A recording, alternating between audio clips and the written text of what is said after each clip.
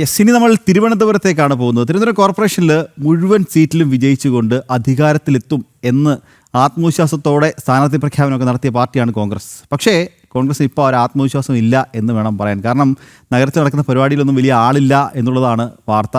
ഇന്നലെ തിരുവനന്തപുരം നഗരത്തിൽ ഒരു ഡിജിറ്റൽ പ്രചരണത്തിൻ്റെ ഉദ്ഘാടനം നടന്നിരുന്നു. ഒരു പരിപാടി നടന്നു നഗരത്തിൽ. KPC അധ്യക്ഷനും AIC ജനറൽ സെക്രട്ടറിയും ഒക്കെ പങ്കെടുത്തൊരു പരിപാടി. പക്ഷേ ഈ പരിപാടിയിലേക്ക് ആളുകൾ എത്തിയില്ല എന്നുള്ളതാണ്. ആളുകളും ആരവും അണികളും ഒന്നും ഇല്ലാതെയാണ് ഈ ഒരു പരിപാടി നടത്തുക എന്നുള്ളതാണ് ഏറ്റവും ശ്രദ്ധേയം. അത് കോൺഗ്രസിനെ സംബന്ധിച്ച് ഇപ്പോൾ ഈ വരാനിരിക്കുന്ന തദ്ദേശ തെരഞ്ഞെടുപ്പിൽ തിരുവനന്തപുരം കോർപ്പറേഷൻ്റെ വലിയ ഒരു തിരിച്ചടി തന്നെയാണ്. കാരണം ഇത്തരത്തിൽ പല പരിപാടികളിലേക്കും ആളുകൾ എത്താതിരിക്കുന്നത് വലിയൊരു തിരിച്ചടി തന്നെയാണ്. കാരണം ആദ്യമേ തന്നെ മേയർ സ്ഥാനാർത്ഥി അടക്കം പ്രഖ്യാപിച്ചു. ഔദ്യോഗികമായി പ്രഖ്യാപിച്ചില്ലെങ്കിലും അനൗദ്യോഗികമായി ശബരിനാഥിനെ മേയറാക്കും എന്ന് അടക്കം നേതാക്കളടക്കം അനൗദ്യോഗികമായി പറയുന്നുണ്ട്. അത്തരത്തിൽ മേയർ സ്ഥാനാർത്ഥി അടക്കം പ്രഖ്യാപിച്ചുകൊണ്ട് മത്സരരംഗത്തേക്ക് വന്നൊരു പാർട്ടിയാണ്. ആദ്യം തന്നെ സ്ഥാനാർത്ഥിയെ പ്രഖ്യാപിച്ചൊരു പാർട്ടി കൂടിയാണ് കോൺഗ്രസ്. അതായത് തിരുവനന്തപുരം കോർപ്പറേഷനിൽ സ്ഥാനാർത്ഥി പട്ടിക ആദ്യം പുറത്തിറക്കിയൊരു പാർട്ടി കൂടിയാണ് കോൺഗ്രസ് എന്ന് പറയുന്നത്. പക്ഷേ കോൺഗ്രസിനെ സംബന്ധിച്ച് പല പരിപാടികളിലും ആളുകളില്ല എന്നുള്ളത് ഏറ്റവും വലിയൊരു തലവേദന തന്നെ സൃഷ്ടിക്കുന്നു. ഈ വാർത്തയുടെ വിശദാംശങ്ങൾ നൽകാൻ പ്രശാന്ത് ശങ്കരമുകൾ അല്പസമയത്തിനുള്ളിൽ ചേരും.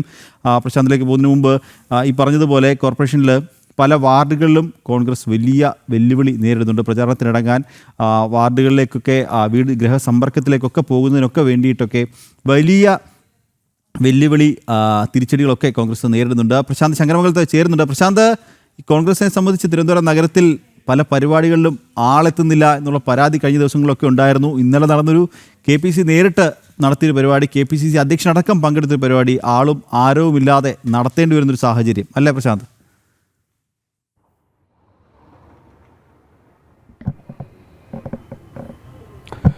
നിഖില, ഈ തദ്ദേശ സ്വയംഭരണ തെരഞ്ഞെടുപ്പ് പ്രഖ്യാപിച്ചത് മുതൽ തന്നെ കോൺഗ്രസ് സ്ഥാനാർത്ഥികളെ പ്രഖ്യാപിക്കുന്നു, അങ്ങോളം ഇങ്ങോളം പര്യടനം നടത്തുന്നു, അങ്ങനെ വലിയ രീതിയിലുള്ള പ്രചരണങ്ങൾ നടത്തുന്നു എന്ന് കോൺഗ്രസ് തന്നെ പറയുന്നുണ്ടായിരുന്നു. മാത്രമല്ല ഈ തെരഞ്ഞെടുപ്പ് കഴിയുമ്പോൾ നഗരസഭ പിടിക്കുമെന്ന് നടക്കുമ്പോൾ അവകാശവാദങ്ങൾ ഉന്നയിച്ചുകൊണ്ടാണ് ഈ തെരഞ്ഞെടുപ്പിന് മുന്നോടിയായിട്ടുള്ള പ്രചരണങ്ങളെല്ലാം കോൺഗ്രസ് നടക്കുന്നത്.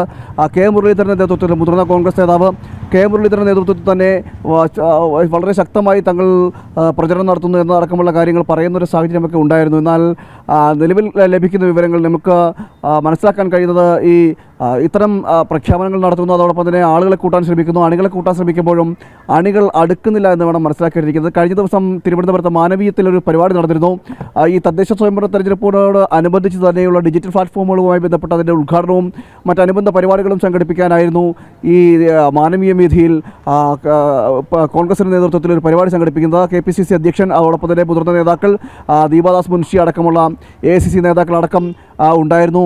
എന്നാൽ ചെണ്ടമേളവും വാദ്യമേള ഘോഷങ്ങളെല്ലാം ഉൾപ്പെടുത്തിക്കൊണ്ട് വലിയ രീതിയിൽ ഒരു പരിപാടി സംഘടിപ്പിക്കാനായിരുന്നു കോൺഗ്രസ് തീരുമാനിച്ചത്. എന്നാൽ ആ വേദിയിൽ ആളുകളില്ല എന്നതാണ് ഏറ്റവും എടുത്തു പറയേണ്ടത്. ആ വേദിയിലേക്ക് സദസ്സിലും എത്താൻ ആളുകളില്ലായിരുന്നു. നേതാക്കന്മാരെത്തിയപ്പോഴൊക്കെയും ഈ ശുഷ്കിച്ച കസേരകൾ മാത്രം ഉണ്ടാകുന്നൊരു സാഹചര്യമാണ് ഉണ്ടായത്. ആരും എത്താതെ ഇരിക്കുന്നൊരു സാഹചര്യം ഉണ്ടാകുന്നത്.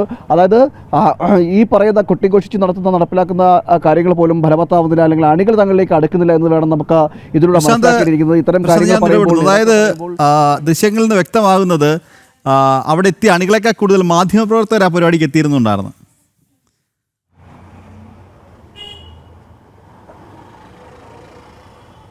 തീർച്ചയായും മാധ്യമപ്രവർത്തകരും മറ്റ് ഏതാനും ചില ആളുകൾ മാത്രമാണ് അവിടെ എത്തിയിരുന്നത്. ബാക്കി ആരുമില്ല. ശുഷ്കിച്ച കസേരകൾ തന്നെയായിരുന്നു ഉണ്ടായത്. അതായത് സ്വന്തം അണികളെ പോലും വിശ്വാസത്തിലെടുക്കുവാനോ അല്ലെങ്കിൽ ഈ പരിപാടിയിലേക്ക് സ്വന്തം അണികളെ പോലും എത്തിക്കുവാനോ കോൺഗ്രസ് നേതൃത്വത്തിന് സാധിക്കുന്നില്ല എന്നതാണ് ഏറ്റവും എടുത്തു പറയേണ്ടത്. എന്നിട്ടാണ് ഇത്തരത്തിൽ നഗരസഭ പിടിച്ചടക്കുമെന്നുള്ള ഈ ഘോരഘോര വാഗ്ദാനങ്ങളൊക്കെ അല്ലെങ്കിൽ ഇത്തരത്തിൽ വാഗ്ധോരണികളൊക്കെ നടത്തുന്നത്.